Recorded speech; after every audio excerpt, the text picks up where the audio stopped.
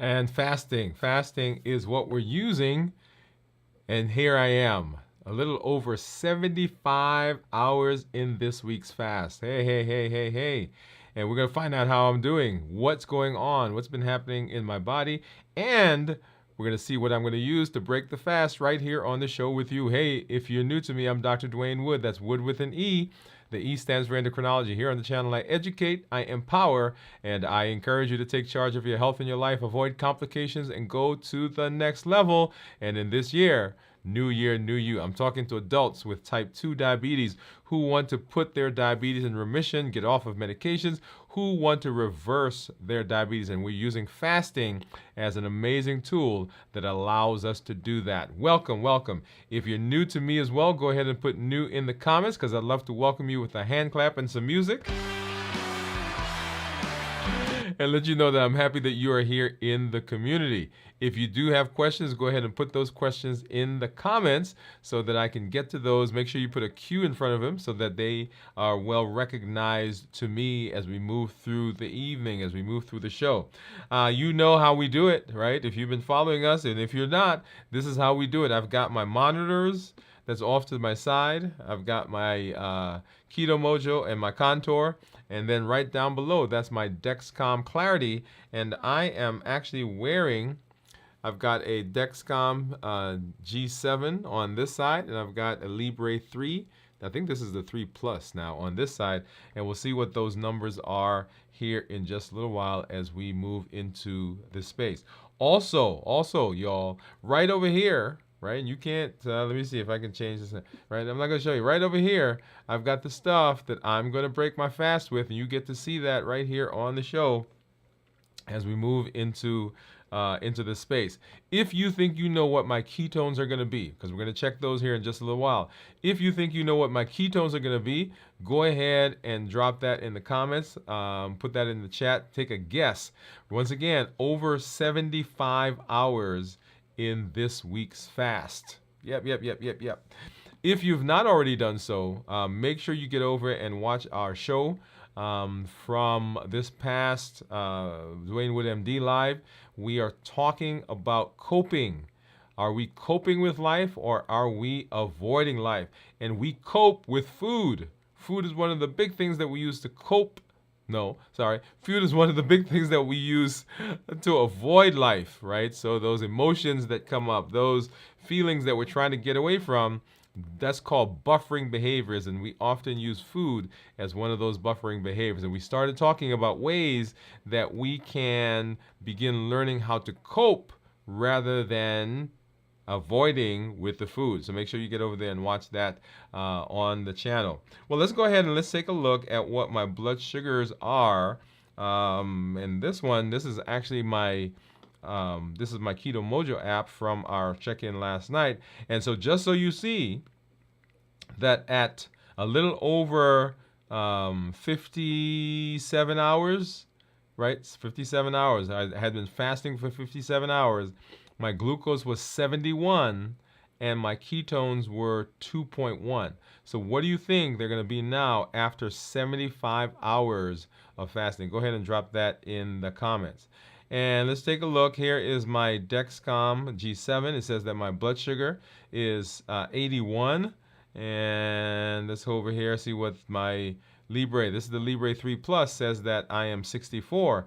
And you see down at the bottom that the red dashed lines that you're seeing down at the bottom on the green, the bottom of the green is 70. And so the red is showing that I'm below 70. So you'll see there, so periodically as I went throughout the day, we went below 70, came back up, below 70, came back up, below 70, came back up. And then for the last several hours, we've been in the below 70, so 64 as you see there. And then let's look at the Dexcom. And if I put my finger on it, I can actually see what those actual numbers were over the course of the day. And you'll see there, so right now in the low 80s, 70s, mid to upper 80s, 70s, 80s. Here I went to 90, 96 at one time there.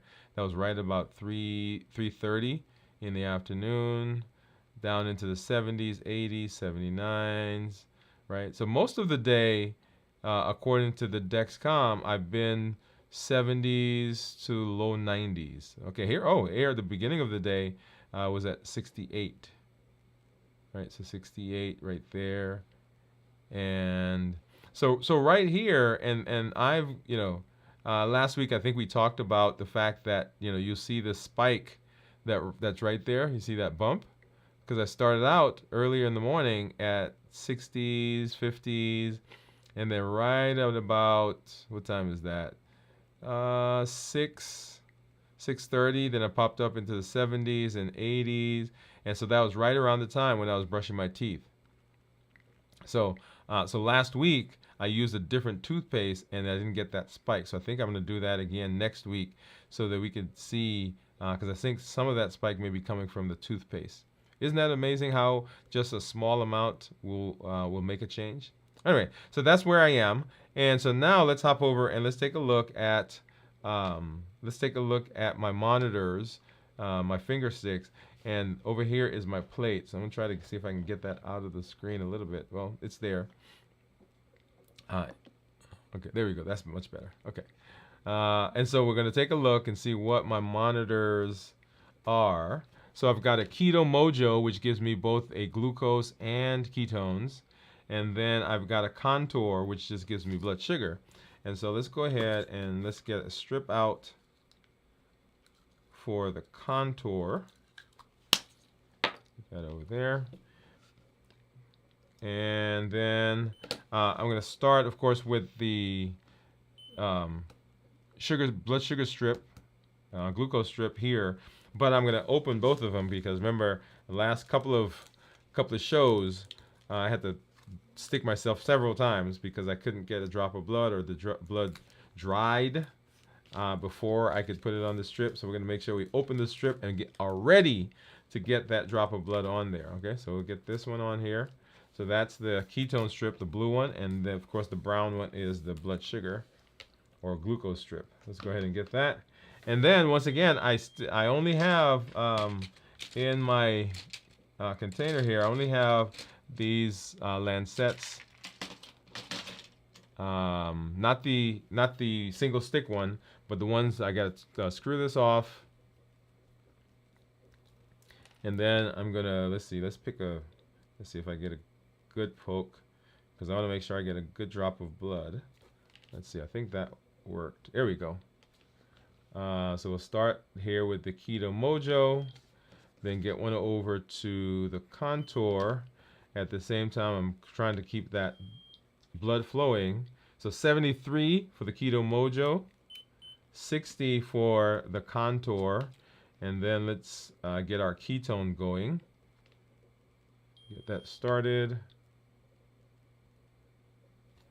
And of course, I'm going to do like I always do, and I'm not going to be fair, and I'm going to tease you guys and let that start running. And then I'm not going to show you what it is. We're going to pop over here.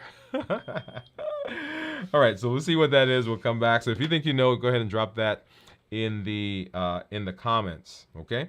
And then we'll come back and we'll look at that again. So 75 hours of fasting, 75 hours of fasting. And so a couple of ideas, not ideas, but a couple of back points I want to make. If you're joining us for the first time, or if you have not watched us for a minute, or even if you've been following us, let's do a quick review, right? The reason that we are fasting is because we are trying to reverse our diabetes. And the pillars of reversing diabetes, if you've been following, is decrease insulin, suppress the appetite, and reduce sugar. Decrease insulin, suppress appetite, reduce sugar. And when we are fasting, we hit all three of these pillars. When we fast, we're not taking in anything. We're not taking in any carb-containing foods. We're not taking any calorie-containing foods. In fact, that's what we're doing. We have been fasting and we're using water, unsweetened tea, or artificially sweetened tea, or we've said that we can have black coffee. So that's what we're taking in during the fasting period. And so if that's the case, then I am automatically decreasing the amount of sugar that I take in by virtue of the fasting. If I decrease the sugar, then I don't get those spikes and my blood sugar doesn't go up. So my insulin, either insulin that I'm taking exogenously, that is I'm taking an injection, I'm taking it through a pump, I'm taking it through some other means, or my body doesn't have to make as much, right? So that goes down. That hits pillar number 1.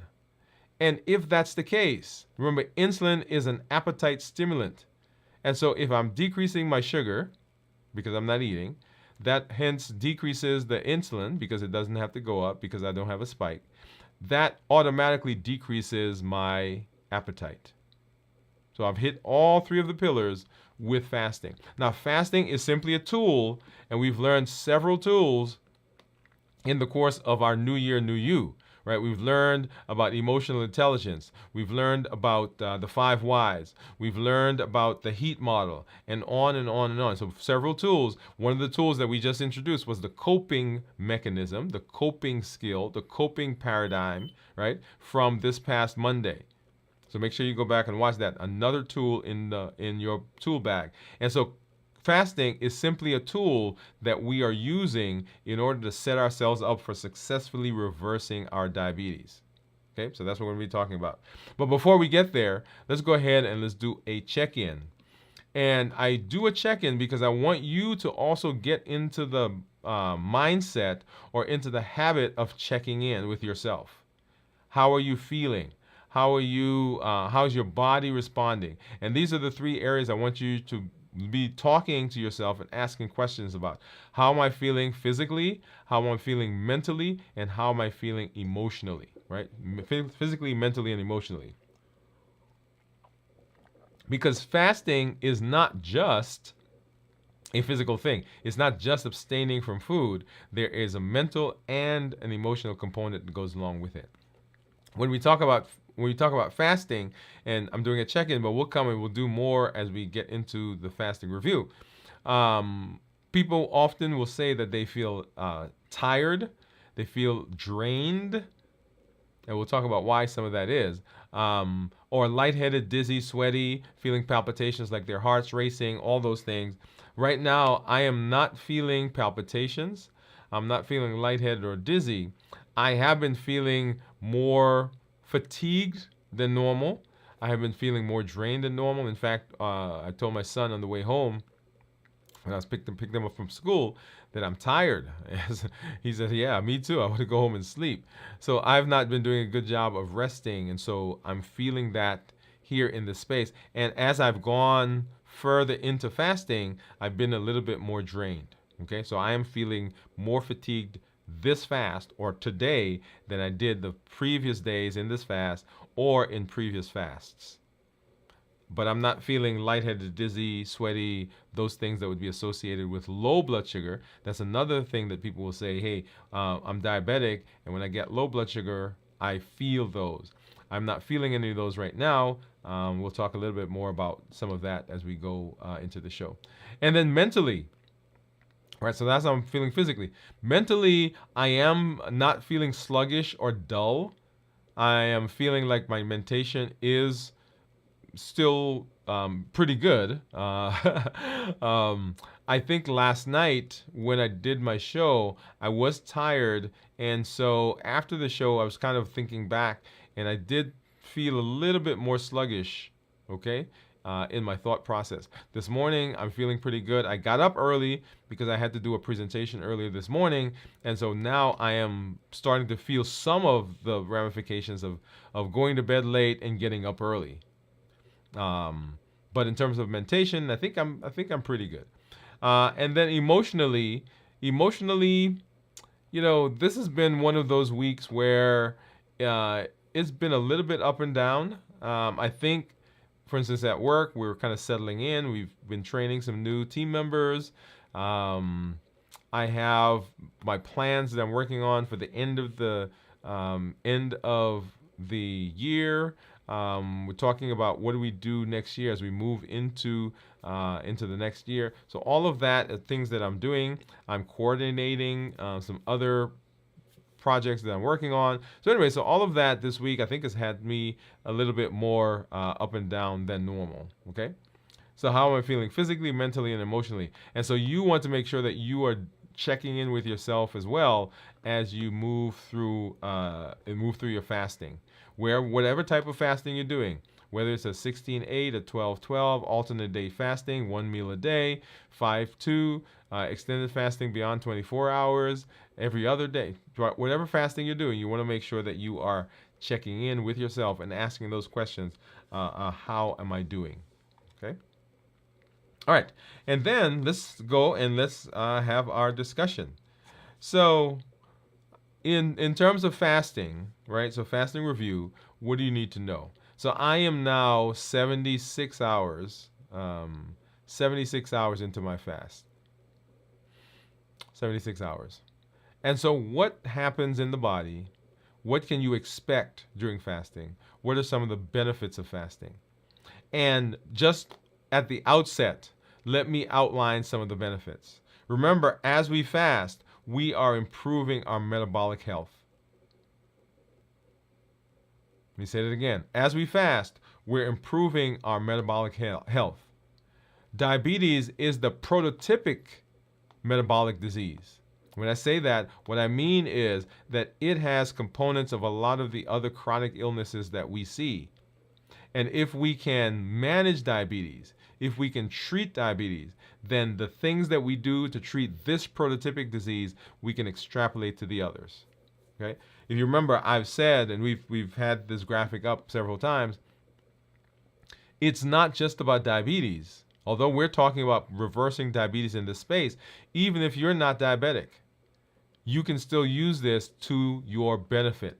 Whether it's high blood pressure, high cholesterol, non-alcoholic fatty liver disease, coronary artery disease, polycystic ovarian syndrome. If you simply just want to lose weight, right? Because as we get into ketosis, we get fat burning. We'll talk more about that as we get into the discussion on the review.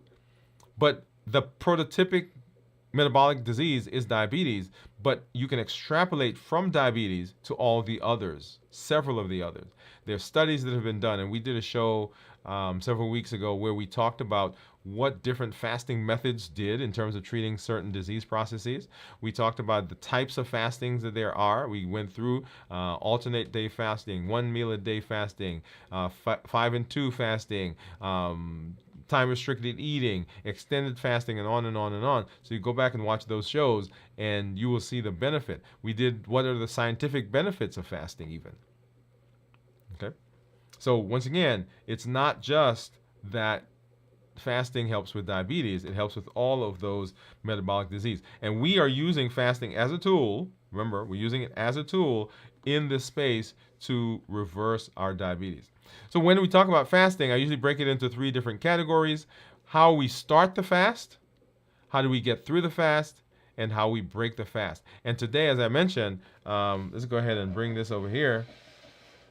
Now, you're going to see, let me see if I can hide that so you don't see everything. You're going to see a little bit about, or you're going to see what I'm using to break my fast right here. Let's go ahead and let's see. Is it all hidden? I don't think it's all hidden, but that's okay. I'm not going to show you right now. Okay. So we'll take a look at that. But in terms of fasting, so preparing for the fast, and there are 4 things that I want you to know as you're preparing for the fast. Remember that fasting, we have to set ourselves up for success. And if we don't set ourselves up for success, then we have a poor fast, and then we blame the fast for either not working or for having complications as a result of going into the fast. But sometimes it's not the fast that's doing it. Okay? So when we're preparing for the fast, there are 4 things I want you to know. 1, I want you to make sure that you are rested. And you see, I've been talking about resting. I've been talking, and when we did a check-in, talking about how I'm feeling physically. And what I'm feeling right now, the fatigue and the, gotta get a nap, is not from the fasting. It is from the fact that I've not done a good job of resting. So coming into the fast, if you're coming into the fast and you are dog tired, you've been up nights after night after night after night, you've not been sleeping, you've been exhausted, coming into the fast doesn't set you up for success, because you're still dealing with the fatigue from not resting. And then when you get into the fast, you will probably have some dip in energy, and that will cause the lack of sleep to be pronounced. So you want to make sure that you are well rested prior to the fast, moving into the fast. So if you are not rested, even though you're supposed to start a fasting window, go ahead. I recommend delaying that fasting window until you get rest and then start the fasting window.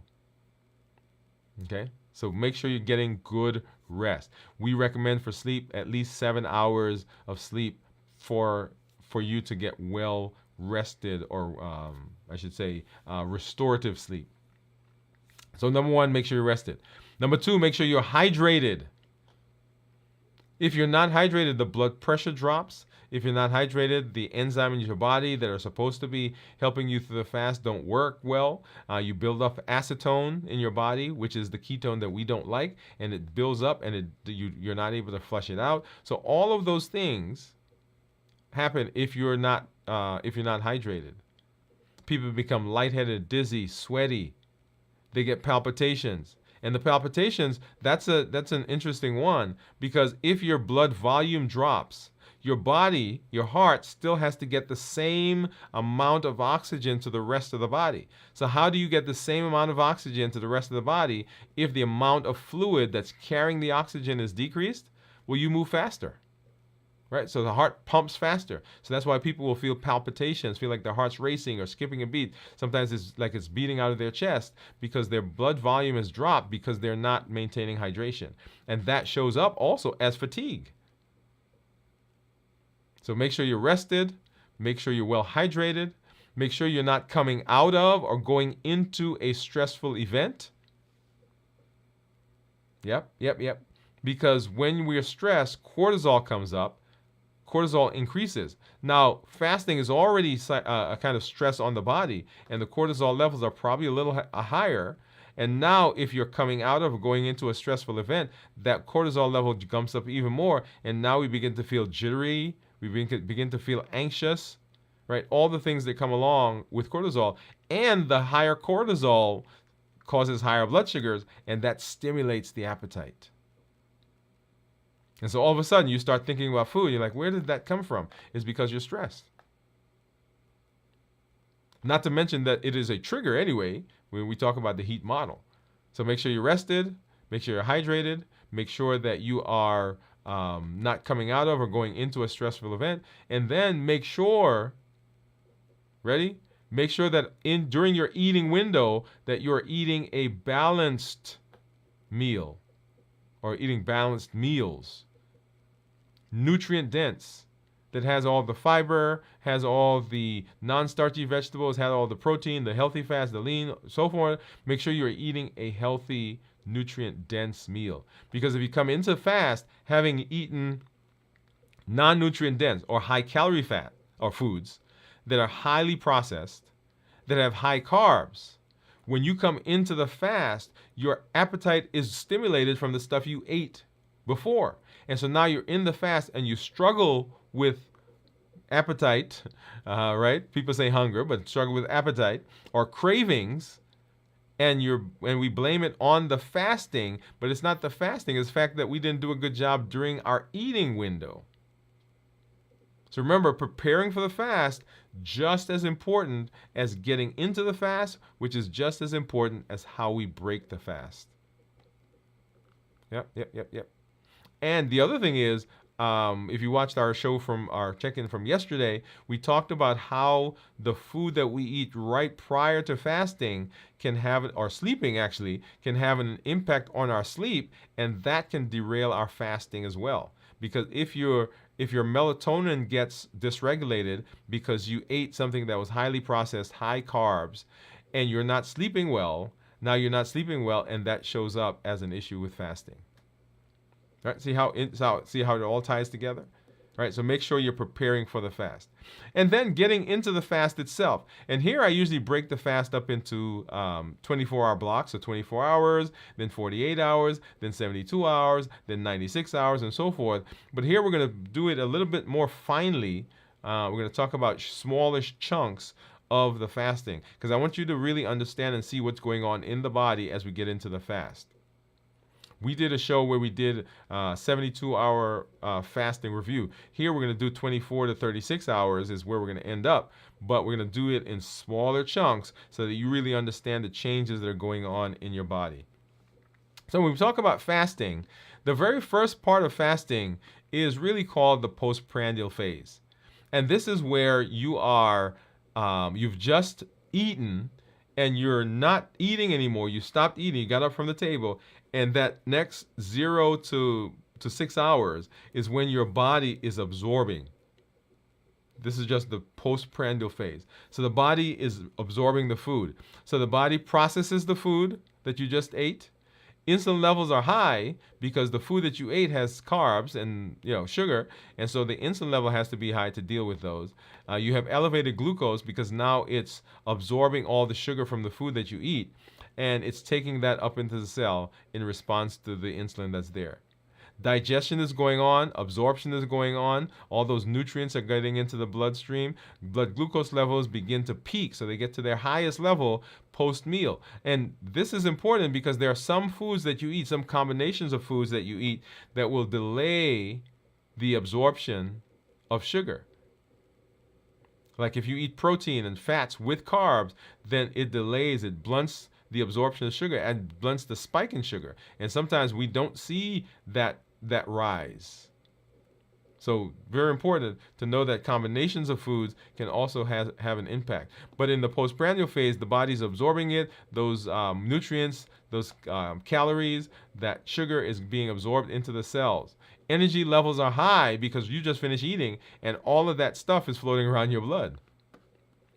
Right? All that sugar is right there. So you have high energy levels in this phase. When we get to the 6 to 12-hour phase, this is where the insulin levels begin to decrease because the body is absorbing, or all of those nutrients are absorbed, and we've already peaked our blood sugar, and so now we begin to see that the insulin levels are going down and glucagon levels begin to rise. So remember, glucagon and insulin go in opposite directions. When blood sugars are high, when we're eating, insulin comes out and glucagon is low. When blood sugars begin to drop, insulin goes down and then glucagon comes out because it's now going to go and get the food that we stored, and it's going to take it out of storage and begin using it as energy. So it signals the liver that it's time to do that, right? So it's time to start releasing stored glucose from the liver that we stored when we ate and we were in that postprandial phase. So glycogenolysis. So glycogen in the liver is being broken down into glucose. That's the process. It's kind of like going to the grocery store, and you go and you buy a box of something, or a bag of something. You come home and you put it in the pantry. That's the liver. And then when you're ready to cook, when you're ready to eat, you go into the pantry, you get it out, and you cook it. So when we eat, the body takes it, it stores it in the liver. Remember, the liver can store about 100 grams of glycogen. And then when we are not eating and we need energy, the body goes back to the liver and takes it out. So energy levels in this phase begin to fluctuate as the body transitions from using circulating glucose, that's the glucose in your blood, and it's starting taking glucose now from the liver in the form of glycogen. Going back to our shopping example, this is kind of like going to the grocery store and you say, hey, I'm going to fry chicken, okay?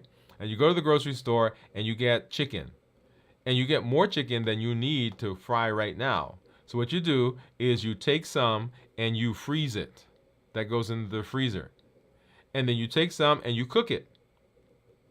But you don't eat all of it, right? So there's some that you cook and it's on the table. The leftovers go in the refrigerator, and then of course you still have some that's in the freezer.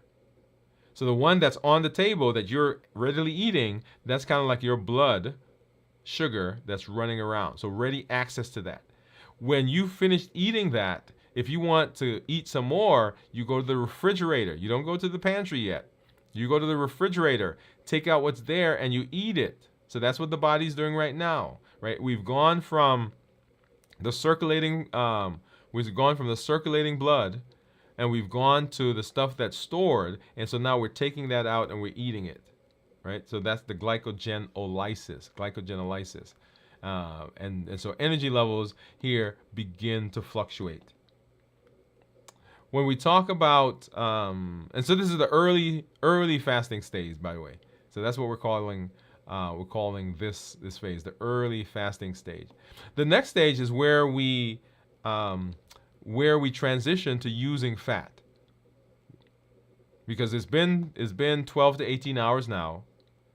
The insulin levels are decreasing, glucagon levels are increasing, the liver is releasing stored glucose, glycogenolysis is going on, energy levels begin to fluctuate, right? So we're transitioning into using fat now. So glucose levels continue to drop. The liver is pumping out fatty acids. The liver starts gluconeogenesis. That's creating glucose from non-carbohydrate sources. So fat is being broken down at this point to create sugar. Energy may feel like it's dipping, and this is where a lot of people sometimes will talk about the fluctuation as the body is transitioning from one energy source to another. It's kind of like that hybrid car. So you're going from burning burning gas to burning the battery, the energy that's in the battery. And so that's what's going on now. We're switching energy sources, and you may feel that like a little dip in energy. You may feel some irritability, hunger, as the energy sources begin to shift can show up in this phase. And this is the phase where sometimes people will turn back. They'll say, okay, I'm not fasting today, or I can't fast. But I want you to know that if you kind of make your way through this, then it gets better, y'all. It gets better. So the next phase is where we get into ketosis. So glycogen stores are nearly depleted. This leads to increased ketosis as ketones from the liver come out and fat is being burned and converted into ketones. Now, one of the questions that you were asking or you may have asked when you saw my blood sugars is, hey, wait a minute. If you fasted for 74 hours, 75 hours, why are your blood sugars not lower? Well, they're not lower because as the body converts fat to ketones, it also converts a portion of that, the triglyceride part, the glycerol that comes from triglycerides, that can be converted into glucose, right? Glycerol, glucose, right? The g sound. So that's what happens. So the body is still able to convert some parts of what we eat into carbohydrates or into sugar, right? This is where autophagy begins and begins to ramp up. Oh yeah. So autophagy, well, it began in the 12 to 18, but it really begins to ramp up in this phase. And remember, autophagy is the body's cellular cleanup process. It's the recycling ability of the body to go out and take damaged, unused, bad cells and recycle them. It's kind of like, I went to buy some tennis shoes recently, and I went in and looked at some, and the ones I finally picked up, on the package it says made from, I think it was 20 or 30% recycled material. So that material is stuff that we threw away, right? So when you do your recycling, you're taking stuff that you're no longer using, you're putting it out. They pick it up, they take it, they process it, and it shows back up as something different. And that's what's happening in autophagy. The body's going out and finding those damaged, unused cells. It's processing it and repackaging it and creating new, better, healthier cells. This is where we see the improvement in neuropathy and neurodegenerative diseases. And this is the place where we begin to talk about cancer responding to fasting due to autophagy. So autophagy is the cellular cleanup process. It is where we regenerate cells, newer, healthier cells. This is an amazing part of fasting. This is also where we begin to see improved inflammation. We begin to see improved immunity. The initial stages of mental clarity may begin here. We did a show where we talked about fasting and how it helps you with focus. So mental clarity begins as the body gets a more stable source of energy. Remember, glucose fluctuates. But when we're burning fat and converting that to ketones, we have an ample source, most of us, of fat that gets transitioned, and that's a cleaner energy source. It's not as volatile as glucose. And this is where ketosis is beginning. And then we're moving into the 18 to 24 or 24 to 36 actually hour period. And this is the fat absorption period or adaptation, fat adaptation. So physical state, so significant increase in ketones are happening here. We're having decreased reliance on gluconeogenesis for energy, and we're going full force now, right? In earnest, we are burning fat. Fat oxidation increases, more fatty acids are converted into ketones, energy levels stabilize as the body becomes more efficient at using ketones for energy. And hunger goes down because you have a source now. So let me tell you, when I'm fasting, after that first 8 to 12 hours, then I'm no longer hungry. And often what I'm responding to is not hunger, I'm actually responding to social cues. Remember the heat model? So my family is eating. My team at work is going to lunch. One of the pharmaceutical reps brings some treat, some snack for us. I'm on my phone and I'm scrolling and up pops some cake or candy or cookie or somebody's cooking something that looks so good. And I'm like, oh yeah, I want some of that. Okay? So, but the hunger is not there. So I'm responding now to my appetite. I'm responding to the brain. Right? So that's getting through the fast. So during the fast, you also want to make sure that you are well rested, because if you're not rested, then you're going to be tired. And remember, one of the things that pushes our buttons, one of the triggers is fatigue. So if you're not rested, you're going to feel fatigued, and in your mind is going to be like, I'm hungry. Well, it's not hunger, it's your appetite being stimulated because those emotions are going up, and the emotions will push you through the plan to fast. You also want to make sure that you're well hydrated, right? You guys see me drinking my cup as we're talking. Whatever hydration you use, there's water is always a good option. If we're looking to maintain good electrolytes, there are lots of electrolyte containing products that are on the market. I have a couple, and I don't really use electrolyte containing things because I do a pretty good job, I think, of hydrating. There are sometimes when I don't, but for the most part I do, and I'm doing a pretty good job of maintaining good nutrient-dense foods during my eating window. So I don't typically have to worry about that. But if I did, then those would be good things to use. So make sure you're well rested, make sure you're hydrated, and then always keep an eye out for what's going on in your life. If you're finding yourself during a fast that you are entering a stressful period, it may be time to interrupt the fast, deal with whatever that is, and then restart the fast later. So remember, always listen to your body. We want to make sure that we are doing this safely. The other reason for that is your brain is going to remember each fasting episode. And you're going to remember the ones that didn't go well most. So if you set yourself up for success, then what the mind remembers is the time we fasted and it worked for us.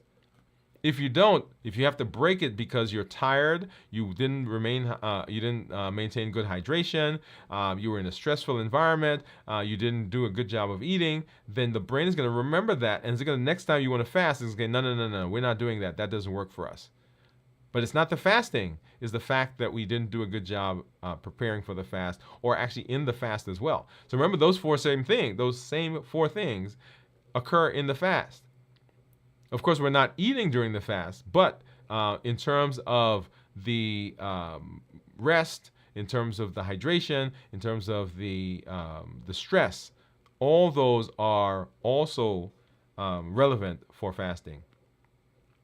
And then, fasting, preparing for the fast is good, is important. Getting through the fast is important. And how we break the fast is important as well. An important point here. How you break the fast is important, because if you don't do a good job of breaking the fast, you can undo the benefits, some of the benefits that you got in the fast. And we'll talk about that here in just a minute. And you're going to get to see here in just a little bit what I'm using to break my fast. Now, I've used several things, and I'm going back to some things that I used initially.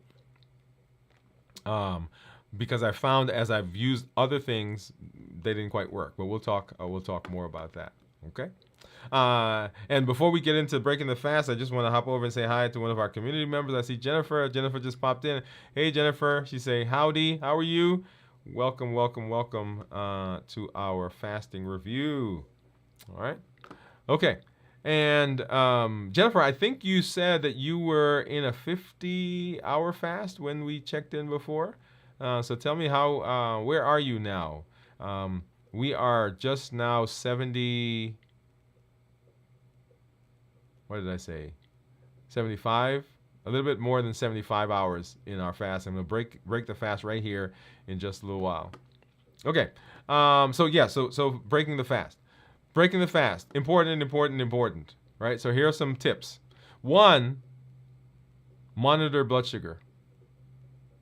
Particularly if you're diabetic, particularly if you're dealing with metabolic issues, because you want to know how the food that you're eating affects blood sugar. Because if you get big spikes, you're going to get big spikes in insulin. Insulin is going to stimulate the appetite. Insulin is going to stimulate weight increase, and we don't want that. So we want to make sure that we are monitoring those blood sugars, and they are an indication of what the food that we're doing is doing to our body. I mentioned a couple weeks ago we did a show where we talked about the new continuous monitor that's on the market, the Stello. If you are not diabetic, then your insurance may not pay for a continuous monitor, but I think that's the best way to monitor blood sugars. I've got 2 on right now, okay? You guys saw me do my blood sugar here a little earlier. If you don't do that, then get to one of your box stores, and they have, not continuous, but they have glucose monitors, their store brand, that are relatively inexpensive, so that you can make sure that you're monitoring. So monitor your blood sugars. Number 2, portion control. If you are not careful, then you will try to eat all the things that you didn't eat during the fast when you break the fast. I know, I've tried. I told you a story. When I first started fasting, I would actually collect all the food that I would have eaten for that week. You know, we have our team meeting at work. We have pharmaceutical reps who bring food. We may go out for food. I may go down to the cafeteria. And so what I was doing is I was saving all of that. I was go to the cafeteria. I'd get what the pharmaceutical reps brought. I'd do what we did for our team meeting, and I'd put it all in the refrigerator. And at the end of the week, on Thursday, I'd bring it home. And I remember one week I took it out and I looked at it and said, oh my goodness, this is all the stuff I would have eaten. So I was excited that I didn't eat it. But then here it all was, right? Remember with access? And so I had to train my brain to not collect it. Because if I collected it in my mind, I had to eat it. You know that thing, you have to clean your plate? Well, if it's there, right, don't want to throw it away. So I had to train my brain, I had to change my behaviors to not go and get it and not order it and not ask for it so that I don't have it piling up and then I'm not tempted to eat it. So portion control is very important. And then eat slowly. Because if you eat fast, you don't give your body, your stomach time to register that you're full. And if you don't register that you're full, then ghrelin, which is the hunger hormone, continues to rise or continues to be there, and the satiety hormone, the leptin, doesn't signal the brain that it's time to stop.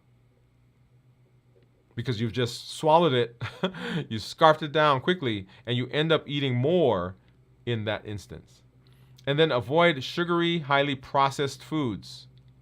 Avoid sugary, highly processed foods for the reason I mentioned. Because if you get spikes in blood sugar, you're going to get spike in insulin, or you're going to have to take more insulin from exogenously. And then that sets the ball rolling in terms of weight gain and then in terms of stimulating our appetite. Okay? And then hydration. Just like preparing for the fast, getting through the fast, hydration is important. Ending the fast is important as well. Just as important. In fact, many of us are probably dehydrated when we end our fast. Because if you're not thinking about eating, most people also don't think about drinking. I have to force myself. I have to actually put something on my desk that says, hey, drink. I've got my cup here, and I pour things in it. So all the times while I'm sitting here, I have my cup, and I am sipping. If I don't do that, I will find myself behind the 8 ball in terms of my hydration. So water, good options, right? Coconut water, unsweetened. Herbal teas, very good for breaking the fast. Proteins, make sure you're adding protein. So tempeh, tofu, for those of you who are vegetarian, eggs, chicken, turkey, right? For those of you who are not, that will help blunt the rise in blood sugar that you may get from some of the things you eat. Because it's hard to not eat carbs. Even some of the low carbs things that we eat have carbs in them. So for instance, beans, which I used to use. Cheese has carbs. Nuts have carbs. But the protein, if you're eating protein, not the protein that's in the carbs, so not like the protein that's in nuts, by the way. I'm talking, if you're going to eat nuts, you need to have another piece of protein as well. So chicken or tempeh or even roast, Jennifer. That's okay. All right. And then healthy fats. Healthy fats. So avocados, nuts, seeds are all good places, good sources of fat. Because the fat will blunt the rise in blood sugar. It will delay the rise in blood sugar. And that's exactly what we want. I usually try to stay in ketosis longer than the end of my fast. Now, I don't go for days and days post the fast, but at least for the first several hours, as I get out of the fast, I want to maintain some ketosis because I know if I do that, I'm burning more fat and my weight is going down. I'm becoming more insulin sensitive. Yeah. Okay.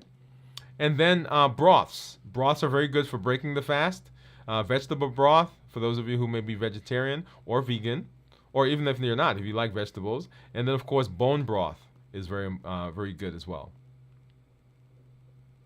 So all of those will help you as you are moving through the end of the fast. And so I've got some stuff here that we're going to break the fast with here in just a little bit.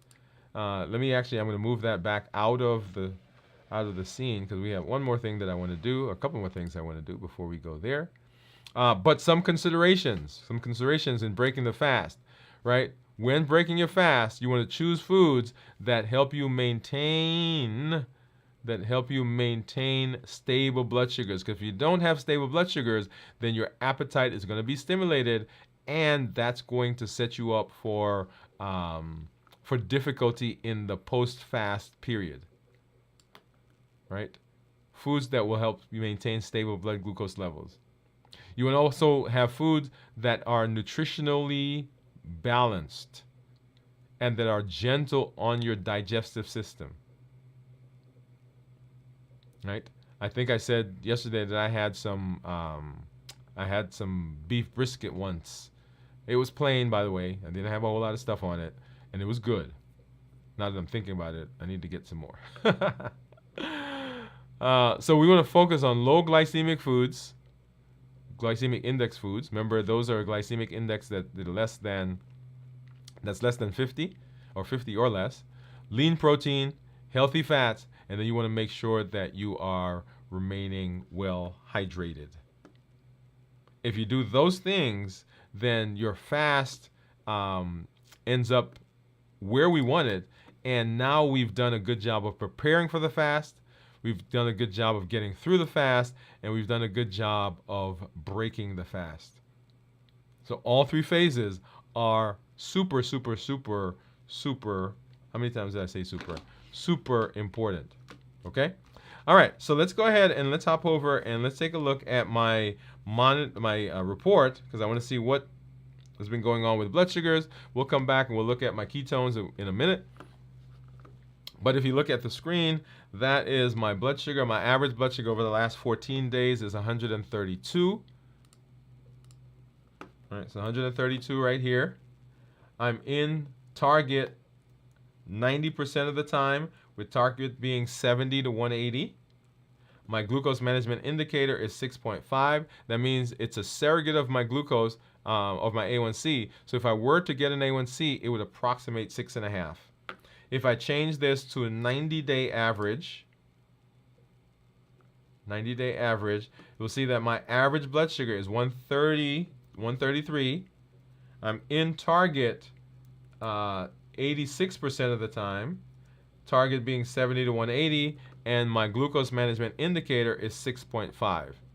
Okay, so pretty good. So we tell people that we want them to shoot for 6.5 in terms of their blood sugar, and lower as we're moving into reversing, right?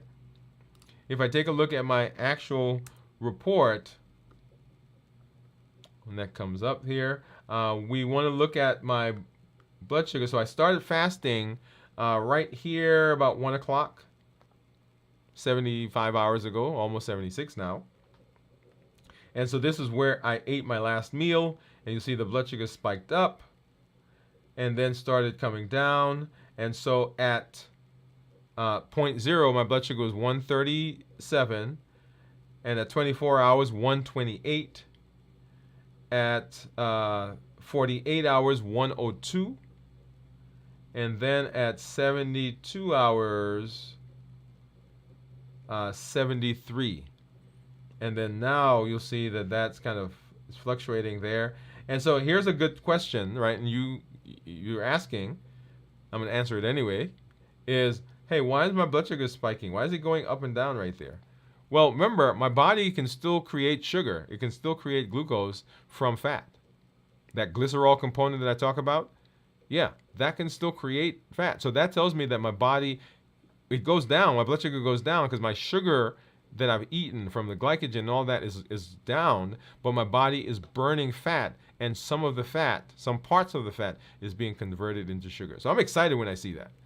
Right? When my blood sugar goes down and then all of a sudden starts popping up, I like that because that tells me that I'm in ketosis and I'm burning fat. And my weight's going down. I'm becoming more insulin sensitive. All autophagy is going on. Cellular cleanup is going on. Exciting for me. Right? Good place for us to kind of hop over, and we're talking about ketosis, and take a look to see what my glucose or my ketones are. What do you think my ketones are? Right, so 70, and when we did this, we were at 75 hours, live over 75 hours. So let me go ahead and pull up my Keto Mojo app and go ahead and turn on my Keto Mojo meter. And then that should, we'll get that syncing.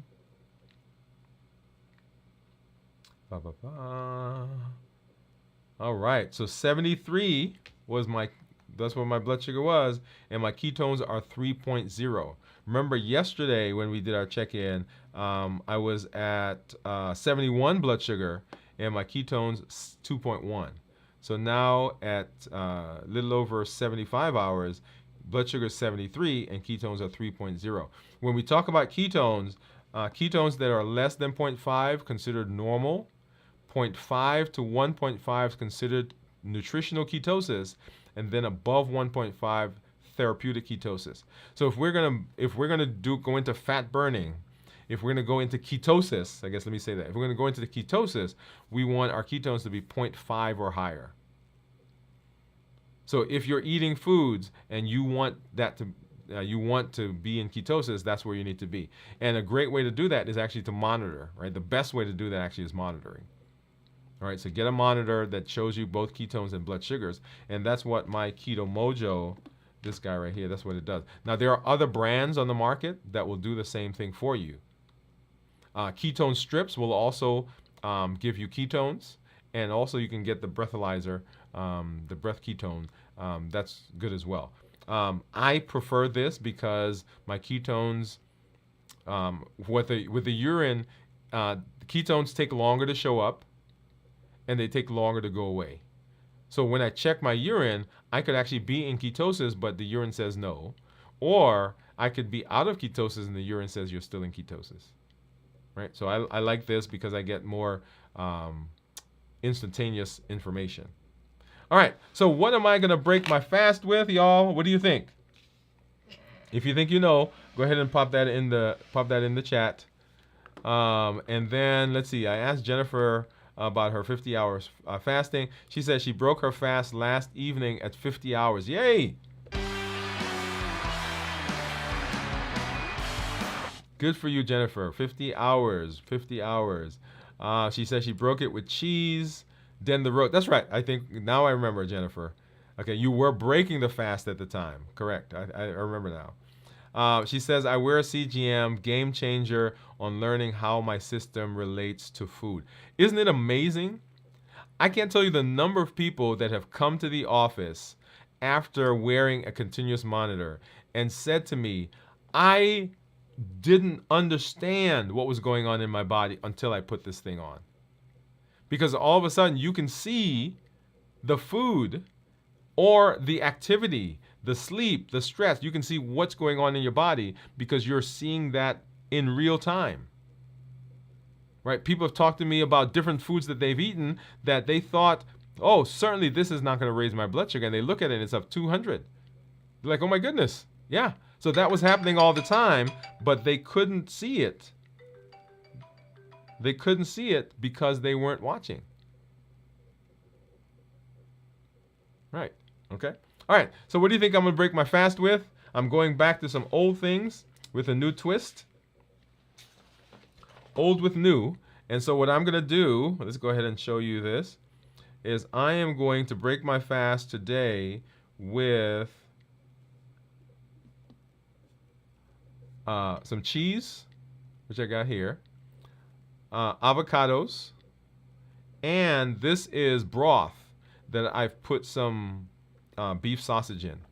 So I took the beef sausage, I put it in the bowl, in the cup. I put that in the microwave, and I heated that up. Right, and so I got a little juice at the bottom, and then I put the broth mixture. And I think I told you guys, let me see if I can pull up the Yuka app. So that's what I use. And then I just put water, and there I have my broth. I think it's a little cool right now because I did it when I first started the show. Let's go ahead and let's pull this up so you could see. So this is the Yuka app. And in the Yuka app, I've scanned some various foods. And let's see. Here, and it's in a bottle. It's powdered, and you just add water. Let's see where it is. This was way back when I first scanned it. I think I showed it last week, didn't I? Ah, there it is. So there are two of them. This one is the chicken version, and I actually mix them. I do 1 tablespoon of this and 1 tablespoon of the beef one, and that's what I get for my broth. And so, so let's go ahead and I'm gonna start with the broth itself. It's still a little warm. Now it's salty. I needed to put some more water to it. So you guys are seeing this now right here. 75, 70, almost 76 hours. My very first meal. Ooh, I need a napkin. So good. So good.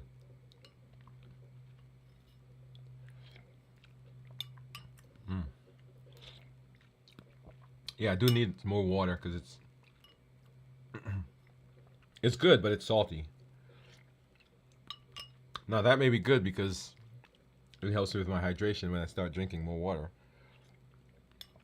Ah, delicious, delicious.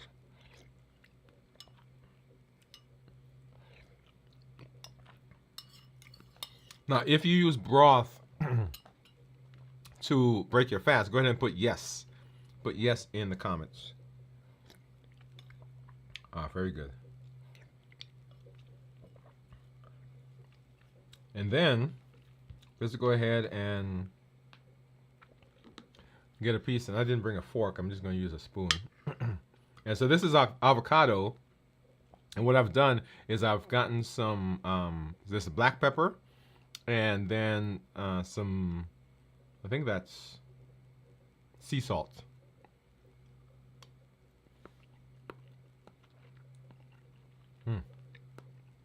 That's so good.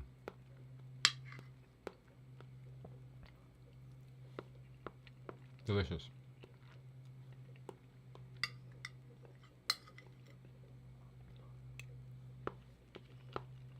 Let's get some more of this stuff.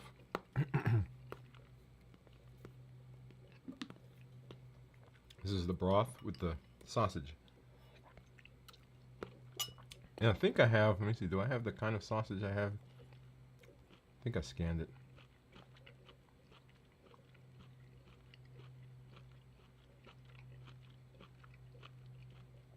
Yeah, I thought I had scanned it, but it doesn't look like I did.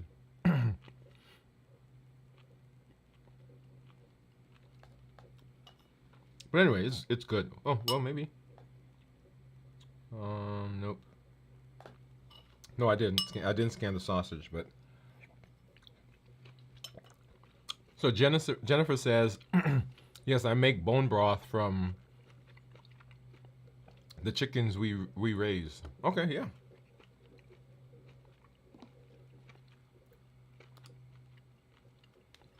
I like that. Delicious.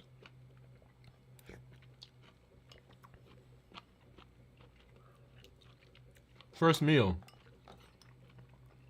after 76 hours.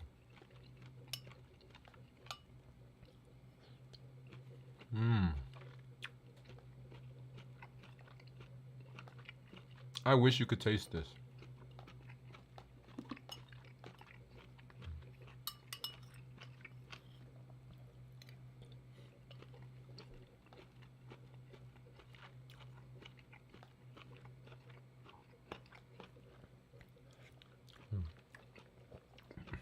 Okay.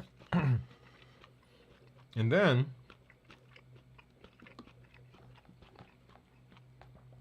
how about some of the cheese? Once again, I didn't bring a fork, but that's okay. I'm gonna eat it anyway.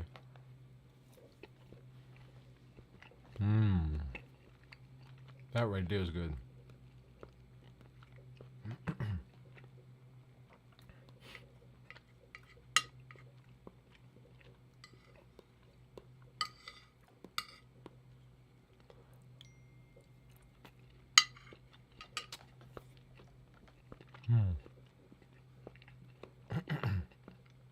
Good, good, good.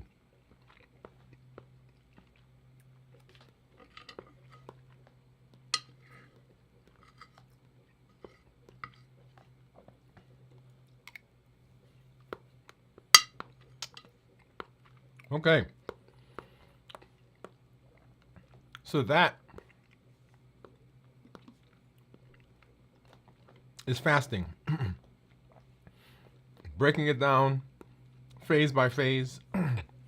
What's going on in the preparation, what's going on during the fasting, and of course, what's going on in breaking the fast. If you pay attention, if you follow the things that we talked about, then you're setting yourself up for fasting success. And ultimately, we want success because we want to be able to reverse our diabetes, improve our metabolic health, all the things that we talked about. That is the goal here as we move into fasting, through fasting, and use fasting as one of the tools in our bag of tools. Remember that you have unlimited ability to be successful. Fasting is a way to do that. Fasting is one of the tools that you will use to set yourself up for success.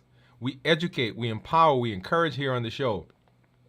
We educate with the shows that we do. That's the Triple E formula for success. The shows, the blogs, the podcasts, all of that is with the intention of education, changing our mindset. We empower by the tools that we learn, and we encourage with the community that you are a part of, that you are helping to grow, that you are helping to build. The Triple E formula for success. Remember the things that will push us off of our eating plan, the triggers, is given by the HEAT model. The habits, the emotions, the access, the taste that we have to food. Remember, they are the things that will take us off of our plan. It is not hunger. It is the fact that we've developed a routine of eating certain ways. We have certain emotions that are driving us. The food is readily available around us. And we have the taste that reminds us of something, that memory that it brings, or the combination of perfect sugar and salt and fat, that bliss point where you have it and you just say, I can't just eat one. Remember, when you show up in this space, we want you to join the challenges. Don't just listen. We want you to get actively involved with the challenges that we have once a month. We want you to be able to get in there and be a part of that. Tell us your story. Share your successes. Tell us where you're having some struggles so that we can rally around you. We can build the community, let you know that you're not by yourself. And then if you can be successful, so can I. That's the encouragement that you give when you share your story. And then invite someone to this space. Let them know that there's a place they can go where they can improve their metabolic health, that they have the ability to chart their health destiny. Send them a link. Say, hey, let's go do this together. Let's watch this video together. There are over 1 billion people on the planet. You can be a voice for change in your community, in your home, in your doctor's office, at your church, all of those places. And then remember our pillars for reversing diabetes. Decrease insulin, suppress your appetite, and reduce sugar. That is what we do when we're fasting. It hits all 3 of those pillars. I'm glad that you're here with us. Remember, you want to catch us on Saturday night. Tomorrow night, we'll be doing videos from the vault. On Sunday morning, we'll have our This Week in Review, and then we'll be back on Monday for Dwain Woode MD Live. Make sure that you're here with us. Hey, I'm glad that I'm here. Glad that you are with me. Glad that we get to share as we grow, as we build, as we become consistent, as we move through this metabolic space. That's Woode with an E. The E stands for endocrinology. Here on the channel, I educate, I empower, and I encourage you to take charge of your health and your life, avoid complications, and go to the next level. And in this year, new you. Goodbye, everybody. Have a great weekend. We'll see you at our next show.